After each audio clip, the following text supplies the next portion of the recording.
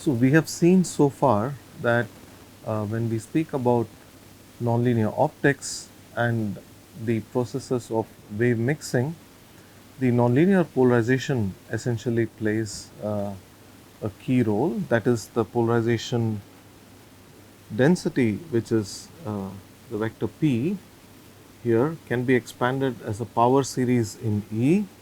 You have the E term, the E square and the E cube term and so on. And if we have two beams present in this medium with at two different colors of frequencies, omega 1 and omega 2 respectively, then the consequent E squared term, that is the second order term in the polarization, has the following contributions. It has an E1 square contribution which oscillates at twice omega 1, an E2 square term which oscillates at twice omega 2, and the mixed terms, the term which oscillates at omega 1 plus omega 2 and omega 1 minus omega 2, which are the sum and difference frequencies generated respectively, and the DC field term, which is at omega equals 0, which is the rectification term.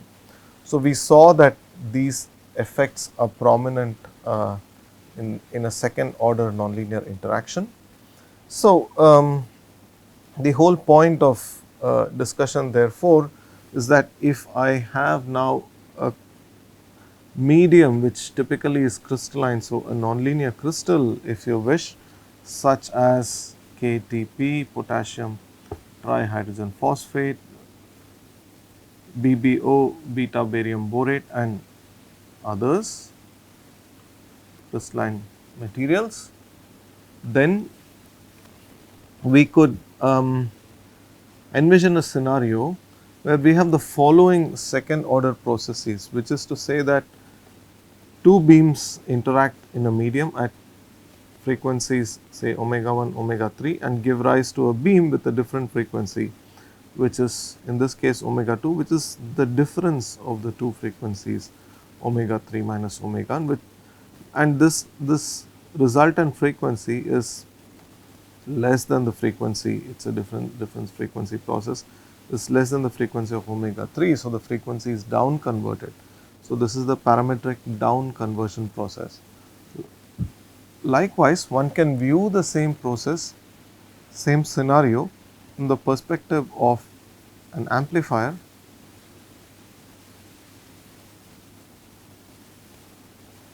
right. So, or in other words, an optical gain medium, a means of providing gain at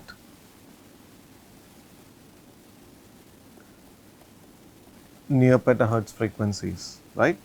So, otherwise it is challenging to build an amplifier at these frequencies, something we discussed earlier in this course. So, if I have a weak signal omega 1 oscillating at a frequency omega 1, that is, and I want to amplify the signal, then the nonlinear medium presents an opportunity to do this. This medium with appropriate chi 2 properties presents therefore an opportunity by the following process, the process wherein the power from omega 3 is coherently transferred to the beam oscillating at omega 1. Note that the frequency, the integrity of frequency, that is omega 1 here, is exactly omega 1 here. It could also be a spread of frequencies in this case, and but the strength of the signal oscillating at omega 1 is amplified in this case, and we get a stronger omega 1 beam.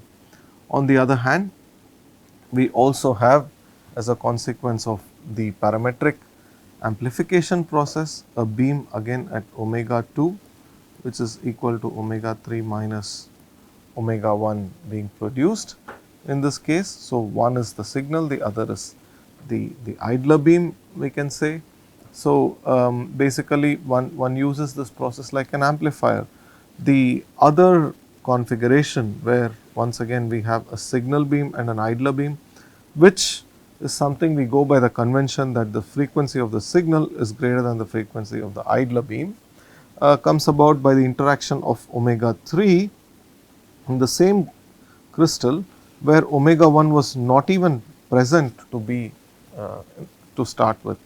Omega 3 split into two beams, each of them with frequencies omega 1 and omega 2 respectively, such that they obeyed the condition omega 3 is omega 1 plus omega 2, energy conservation is obeyed. And one can in principle use this idea to develop an optical parametric oscillator, that is, put such a medium in a cavity and you pump the crystal with the pump at frequency omega 3 and you get omega 1 and omega 2 out, and the signal can build up because the wave makes round trips inside, and we have the very popular optical parametric oscillator. As I mentioned earlier, the idea of using a parametric oscillator is also the fact that by tuning the crystal, for example, to a reasonable extent, one can in principle turn the crystal around and produce a range of frequencies. So, we have a tunable light source. Now, we next look at a very important aspect of the response of matter to nonlinear response of matter to electromagnetic waves, the notion of nonlinear response on refractive index. So, this was originally a question that was asked by Pockels. He basically examined the question of what would happen to the concept of refractive index in a nonlinear medium, right. So, in this case, we essentially begin asking the question ourselves about second order effects in an isotropic medium. In an isotropic medium, for example, the linear chi, that is chi ij, would have all three diagonal components equal. Okay. So, this of course is linear chi, that is chi 1 of ij. Here for an isotropic medium, chi 1 1 is equal to chi 2 2 is equal to chi 3 3.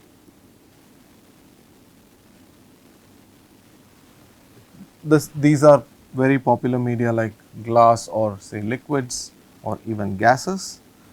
These would all nominally be isotropic media. Here the second order nonlinear polarizability can be written in terms of the same kind of expressions that we had earlier. However, we know that electric fields are real and so is the polarization field. So, both are vector fields and we can write everything in terms of suitably real quantities, especially when we are not worried about modeling the loss in the medium and we are only looking at the refractive effects. So, then Pi, the components of the polarization vector, there is a factor of 2 by convention, is multiplied by this tensor, that is d ijk, and the two fields which are interacting nonlinearly through this medium, right. So, in this case the chi 2 ijk is related to dijk. We use the symbol d for historic reasons, it is also so in literature, and all this goes all the way back to Pockels. This is the sort of classic notation of expressing second order nonlinear polarizability in this context. So, let us consider once again with an emphasis on the isotropy of the medium. Let us consider an isotropic medium and what happens to a beam propagating in an isotropic medium with appreciable d coefficients or chi 2 ijk coefficients in this medium, and present some arguments that will lead us to a very interesting conclusion. So, if we have if we begin with a coordinate system where the wave is propagating, say, along the z direction,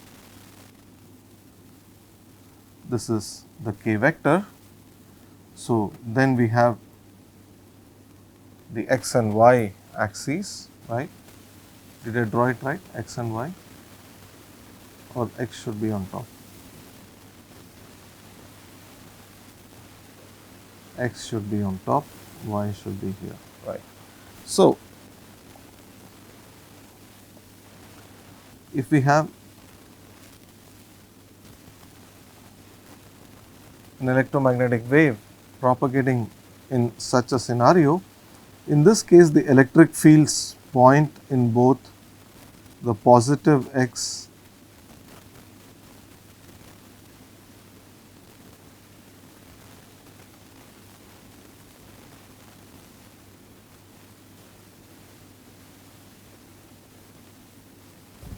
and negative x directions, right. So, but we are going to consider scenarios particularly of the following kind, where I say take the electric field in a scenario where the electric field of interest here points in the plus x hat direction. Okay. We have an electric field which is pointing in this direction. This as a consequence of the second order nonlinear interaction generates a resultant polarization, okay, along the eigendirections that are of interest to us. So, typically the indices I, j and k can take values 1, 2 or 3, or in other words x, y or z. Okay. So, owing to the fact that this is a nonlinear effect, the causal field E may be only along the x hat direction, but the polarization vector P in general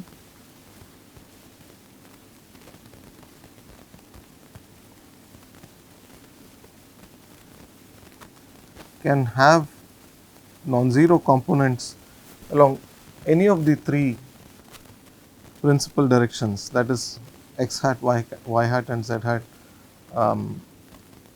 referencing the coordinate system. Of course, there could be physical arguments for why one or another should always be 0, but whatever be the case, the applied field is along the plus x direction, whereas the polarization can have any of these components non-zero, right. So, now the point we want to make is that consider the ith component of polarization, then if the two incident fields along the x direction create this nonlinear effect, then whatever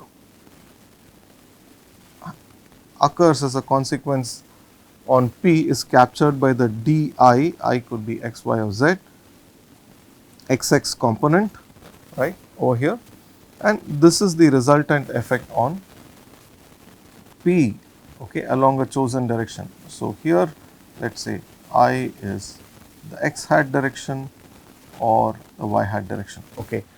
Often we use I hat, j hat, k hat. While we attempted to do that, let us not succumb to that temptation.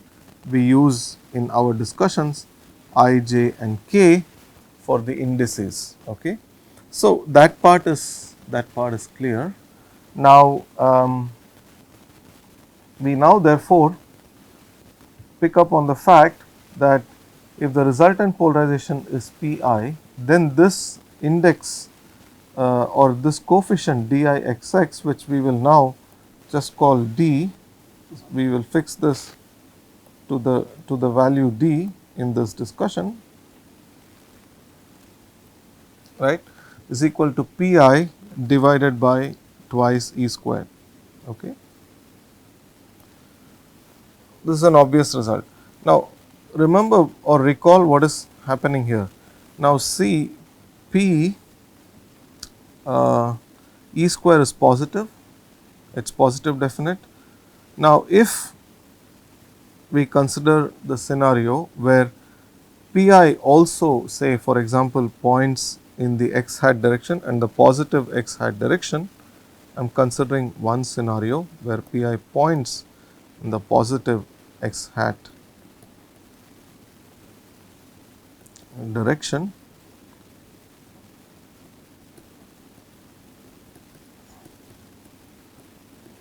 where Px is greater than 0. This immediately implies that d, the value of the d coefficient is greater than 0. Okay, we are only going to examine the signs of these coefficients in this exercise, and we will soon realize why we are getting up to this. So, note that this is what I have called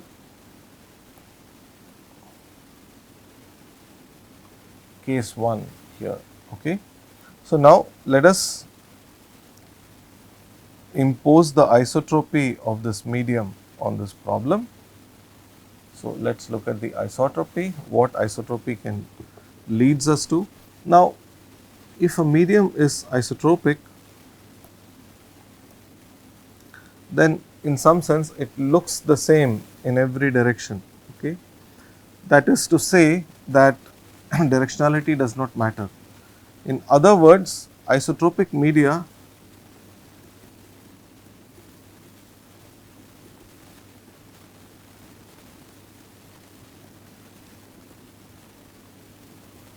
are also inversion symmetric.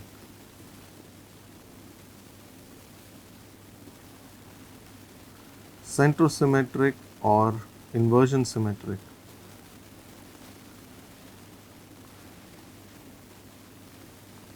They could be more than inversion symmetric also, but certainly they are centrosymmetric or inversion symmetric, which is to say that in an isotropic medium, the view, if I take conventional directions into account, if this is the north of my compass and consequently the one below is my south, so then my view to the north and view to the south would be the same. This of course does not happen in real life, but that is what isotropy implies to us, independence of properties of the medium on direction, right. So, with this being the case, what this now tells us is that let us consider, take the same crystal, the same medium, everything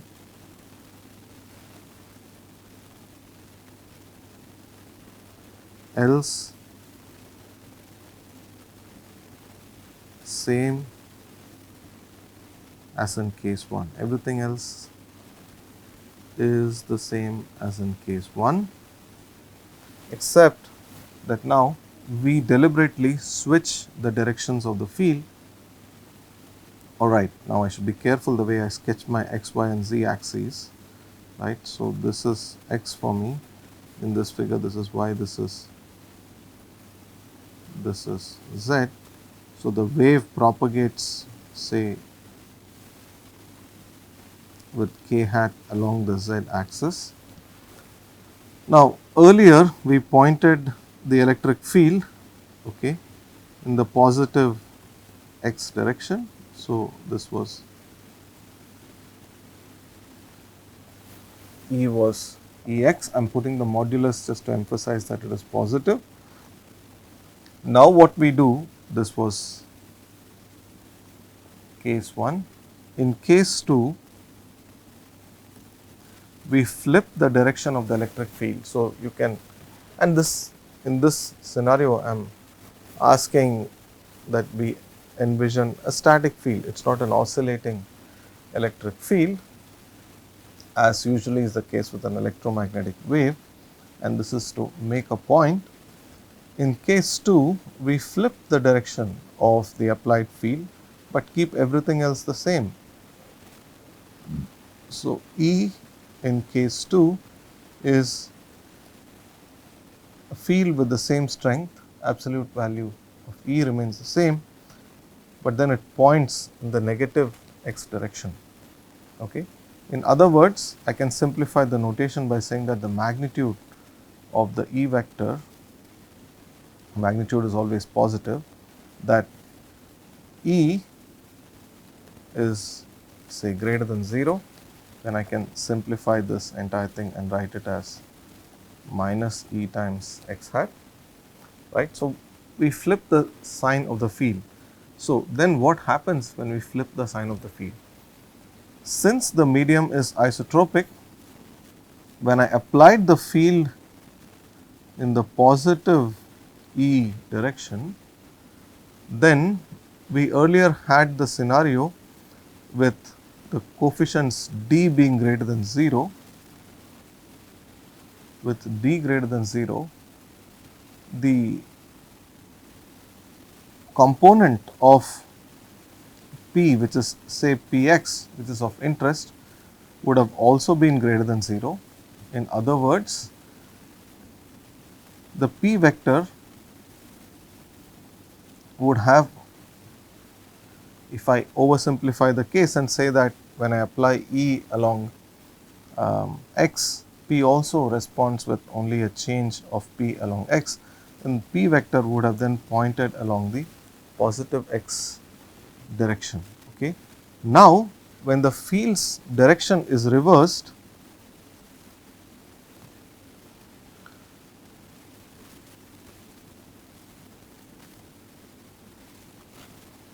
or rather E vector's direction is reversed by us, the experimenters, deliberately, then everything else should remain the same. That is to say, the corresponding coefficient that goes about mediating this interaction remains the same, and the P vector also flips direction, whereas the magnitude of the P vector is the same. Therefore, in this case, Px would be less than 0. All right. So, this is the key argument which is captured very simply in this equation. I flip the sign of E, both these E's are identical, therefore, P should have flipped direction. What is the reason behind it? The reason behind it is an isotropy, and the magnitude of the P vector must have been the same. Remember, magnitude is always positive by definition. So, here the component of P corresponding to this essentially becomes flipped in direction and therefore acquires a negative sign. All right. So, this is good. That's the whole idea of applying isotropy to it. As a consequence, now I can determine the same coefficient d or dIxx in this field reversed configuration of case 2, which I am doing now. We can now write down dIxx to be minus pi divided by twice E square, right. Therefore, dIxx should be equal to the negative of the d as we had derived in case 1. See here, d is pi, positive pi divided by twice E square, and here dIxx is minus pi divided by twice E square, therefore, dIxx is equal to minus d. Okay. The minus sign is of paramount importance. As a consequence, now we have arrived at two relationships between dIxx and this quantity d. dIxx according to case 2 is minus d, whereas dIxx according to case 1 was plus d. The medium is isotropic, so it should not matter in which direction I apply the field, plus x or minus x for this case, right. The response of the medium should have been identical. Therefore, we could have used either field directions to determine this coefficient dixx. Now, the mere reversal of the direction of field here leads us to the result that dixx is both d and minus d, which is not possible, or which is possible only if dixx is equal to 0. As a consequence, for media like this, for isotropic media or media with inversion and those media with inversion symmetry, second order nonlinear effects are absent or are null. Second order nonlinear effects are nullified. This is an important point that we should make in going from second order effects to the next higher order effect, right. So, in summary, we have case 1 where we considered a nonlinear medium, applied a static field E along the positive x direction. This led to a response of the polarization vector with 3 components. We can write this equation in general for the polarization vectors x, y or z component, and then we arrived at the fact that by applying the field along the positive x direction, dixx was equal to a quantity d, which was equal to pi divided by twice E squared. Now, in case 2, we reverse the direction of application of the field, but the medium is isotropic. Now, reversing the direction of field application means from the isotropy argument that the field's direction is reversed and the response also should change its direction while everything else remains the same, only the sign changes. As a consequence, we have the fact that dixx is equal to minus pi divided by twice E square, and this leads us to the conclusion that dixx is equal to minus d, or whereas in equation 2 we have dixx is equal to plus d, and we therefore are left with no other choice but to realize that dixx is in all such cases, that is where second order effects are examined in isotropic media or media with inversion symmetry, that in all these cases these coefficients go to 0. Therefore, second order effects are absent in isotropic media and media with inversion symmetry or centrosymmetric media.